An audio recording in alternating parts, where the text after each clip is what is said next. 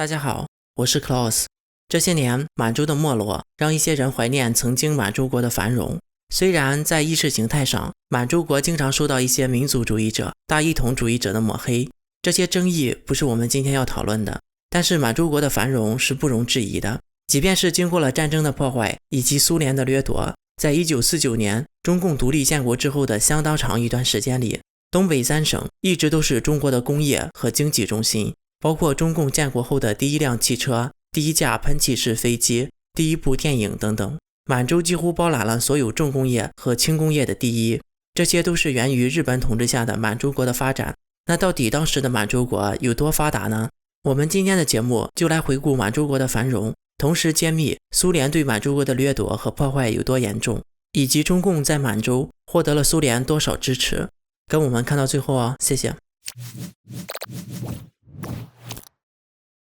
满洲国是日本侵略者于1932年扶植起来的傀儡政权。日本把满洲国看得跟本土一样重要，在解密的日本作战计划里就表明了，如果日本本土失守，就会退回到满洲国继续抵抗。日本对满洲国的发展和建设是非常认真的，所以到了苏联红军进入东北的1945年8月，满洲已经发展成为超越日本的亚洲第一大经济体，它的生产总值低于美国、苏联和英国，位列世界第4，是当之无愧的亚洲工业中心。满洲国到底有多厉害呢？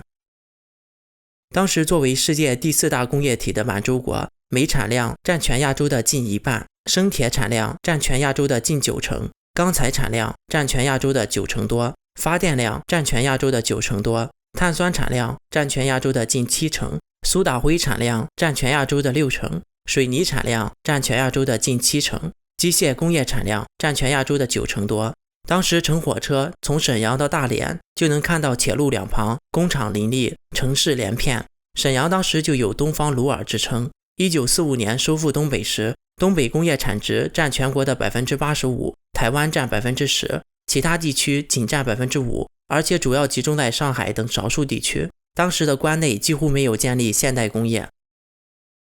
满洲国不单是工业发达，而且民营经济也相当活跃，可谓是藏富于民。1945年8月18日，满洲国灭亡，满洲回归中华民国时，山海关内的中国人均 GDP 为40美元，而当时满洲国的人均 GDP 为315美元。到了1975年，中国的大陆还没有达到这个数字，而台湾在1969年才刚刚达到300多美元。当时满洲国的铁路亚洲密度最高，技术最先进。1945年，满洲国拥有铁路总里程 15479 公里，而中国在1949年只有22000公里。满洲在1934年就在大连和长春之间开始运营了当时世界上最先进的火车亚细亚号，是全世界第一辆配备空调设备的列车，时速高达120公里，远远领先于当时世界上所有的火车。当时满洲国公路总里程也居亚洲之首。1943年，满洲国公路总里程近6万公里，而到了1949年，中国含东北在内的公路里程才 8.09 万公里，航空总里程也在亚洲独占鳌头。1932年，满洲国航空里程 1.5 万公里，而1950年的中国民用航空总里程仅为 1.14 万公里。满洲国的首都新京，也就是现在的长春，新京的名字暗含日本要把它建成新的东京之意，当时是亚洲最大最繁荣的城市之一。在1942年，新京人均占有绿地2272平方米，是日本大城市人均绿地面积的5倍。新京人口120万，超过了东京的都市人口，发达程度超过了上海，号称亚洲第一大城市。新京在当时国际上被誉为世界上最美丽的首都和百花春城。当时新京是亚洲第一个普及使用抽水马桶的城市，是亚洲第一个全面使用管道煤气的城市，拥有亚洲最大的无线电台，也是中国第一个拥有地铁的城市。1938年就开始规划120公里环城地铁和有轨电车，还拥有环城高速公路，主要街道的照明和电讯路线采用地下管线，是亚洲第一个实现主干道电线入地的城市。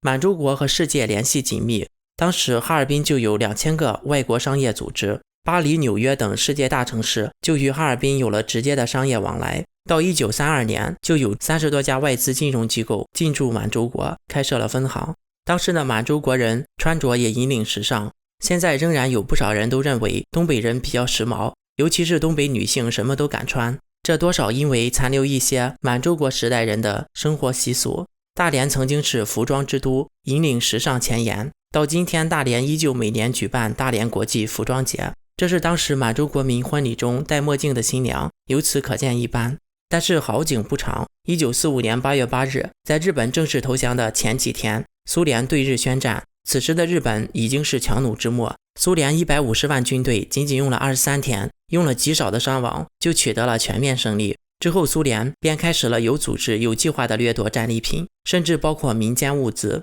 从1945年9月到1946年5月，苏联把东北的工厂、矿山、电站等物资绝大多数都拆运回国，只剩下空房子。7个月里，火车日夜不停，甚至连新京市政府的办公家具都不放过，从日本人的高级家具到中国市民的收音机、座钟都要。有的老人说，连农民的黄牛也往火车上赶。仅拆运宏大的鞍钢就用了40天，发运货车60列。根据近些年一些解密的资料，还有公开的影视资料及纪录片得出的统计数据，苏联将东北价值20亿美元的工业设备当作战利品掠走，并没收了30亿美元的金条和805亿元满洲币，总价值在60亿美元以上。60亿美元在现在看来并不多，也就是现在大撒币的一个零头，但是在当时可以说是天文数字。当时二战后，美国对日本的援助才20-30亿元，就能让日本经济迅速腾飞。从另一方面讲，当时满洲国累积的财富是满洲几千万人民和日本14年的努力发展的结果，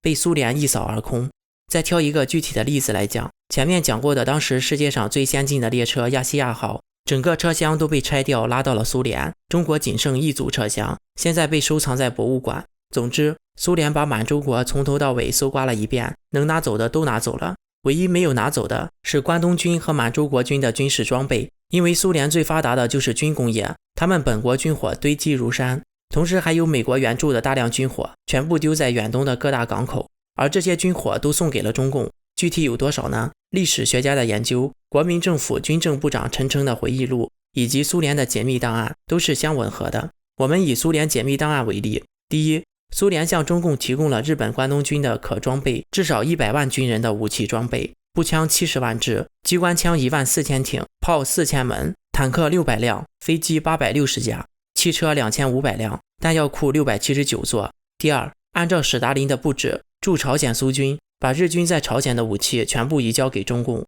具体数量未有披露，但是日本经营朝鲜半个世纪，储备了数量惊人的武器。中共从苏联手中获得的日本武器装备是史学家认为中共能打败国民党最直接的原因。除此之外，苏联红军还强暴中国妇女。迄今，东北老人对于老毛子的暴行还记忆犹新，他们对老毛子的恨超过了对日本人的恨。据记载，苏联红军的犯罪活动随着他们占领中国东北全境之后愈演愈烈。美国战略指挥部分部主任哈里·赖斯目击沈阳苏军暴行后有如下记录：俄国人对中国人实施抢劫和强暴，女人直接在公交汽车站、火车站，有时就在大街上被红军强暴。有些士兵的手腕上戴着好几块手表。据他的统计，占领沈阳的苏联红军中仅有1/10算是好人，因为他们没有参加抢劫和强奸。另外一个美国武官回忆说，红军士兵踹开老百姓的家门，除了家具抢走一切，然后有军用卡车开来，再拉走家具。苏联军官对他们的部下抢劫和强暴视而不见，有时甚至参与其中。据估计，被苏联红军强暴的东北妇女总数在30万以上。当然了，作为马列子孙的中国小粉红们是不相信这个的，但是苏联红军的本性是臭名昭著的。苏联在占领德国的时候就强暴了高达上百万的妇女。虽然在中国的网络里面，苏联强暴中国人的文章搜索不到，但是苏联强暴德国妇女的文章可是一搜索一大堆。所以要是能洗白俄爹的罪恶，是值得公司涨1毛的。好了，下面进入网友互动环节。上一期节目我们分享了中国农民企业家孙大武的故事，和分析了中国逆淘汰的现象。网友老于透露，我一位好朋友是大武集团旗下某款产品的地区代理商，所以对孙大武这个人多有耳闻。他是一个有信仰有抱负的民营企业家，热衷公益。在中国大陆的体制下，这样的企业家是不会长久生存下去的，他是一个传奇。这样的企业家落难，会加速中国社会再次滑向灾难的深渊。网友虚假的国度说，我搞懂我为什么混得惨了，原来我没有别人奸诈，没别人懂得投机取巧。在墙内，只要你说自己混得不好，就会引来一堆高高在上的人对你冷嘲热讽，说什么自己不努力怪谁，自己不上进怪谁。原来他们口中所谓的努力上进只不过是狡猾奸诈的代名词。网友喝帮说，民主再怎么乱象也比专制有乱象却不敢被知道的好。网友 Teresa Wang 说，民主虽然不完美，但不完美暴露在阳光下才有改进的可能。网友 Alex Fox 说，木秀于林，风必摧之，行高于人，众必非之。网友 MYL 说，共产党消灭比自己优秀的人，这样就能说自己最优秀了。好了，本次节目就到这里，感谢所有参与留言讨论的朋友们，我是 Klaus， 我们下次再见。